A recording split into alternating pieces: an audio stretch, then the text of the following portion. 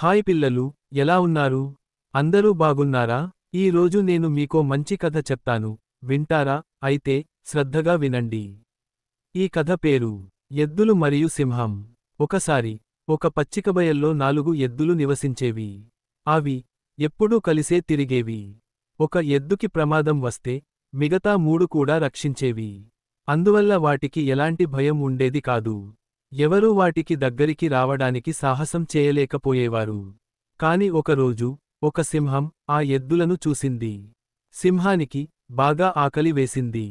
అది వెంటనే వాటిని వేటాడాలని అనుకుంది. కాని ఎద్దులు ఎప్పుడూ గుంపుగా ఉండటం వల్ల సింహం వాటిని చూసి భయపడేది. ఎందుకంటే గుంపుగా ఉన్న ఎద్దులు సింహాన్ని సులభంగా ఎదుర్కొనగలవు.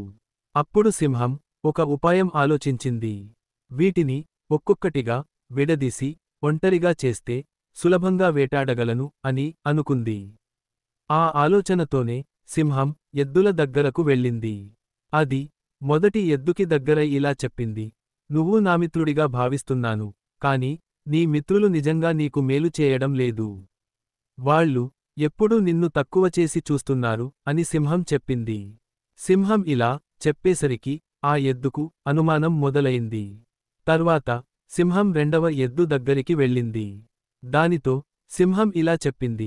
నువ్వే బలవంతుడివి. కాని నీ స్నేహితులు నిన్ను బలహీనంగా చూపిస్తున్నారు అని చెప్పింది. రెండవ ఎద్దుకు కూడా ఇలాగే అనుమానం కలిగించింది. తర్వాత సింహం మూడవ ఎద్దు దగ్గరికి వెళ్ళి అలాంటి మాటలే చెప్పింది. చివరగా సింహం నాలుగవ ఎద్దుని కూడా ఇలాగే మోసం చేసింది. సింహం అన్నింటికి ఇలా చెప్తూ ఎద్దులను ఒక్కొక్కటిగా మోసం చేసి వేరుచేసింది. చివరికి ఎద్దులు ఒక్కొక్కటిగా ఒంటరిగా మిగిలిపోయాయి. ఎద్దుల మధ్య ఐక్యత పూర్తిగా చెదిరిపోయింది. ఇప్పుడు ఎద్దులు రక్షణ లేకుండా పోయాయి. సింహం తన ఉపాయం విజయవంతమైందని ఆనందించింది. సింహం ఒక్కొక్క ఎద్దుని సులభంగా పట్టుకుని వేటాడి తినేసింది.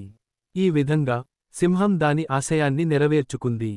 పిల్లలు, ఈ కథలో నీతి ఏంటంటే ఐక్యత ఉన్నచోట శక్తి ఉంటుంది. విభజన వల్ల నష్టం జరుగుతుంది. కాబట్టి పిల్లలు, మీరందరూ కలసికట్టుగా ఉండాలి. అందరూ జాగ్రత్తగా ఉండండి.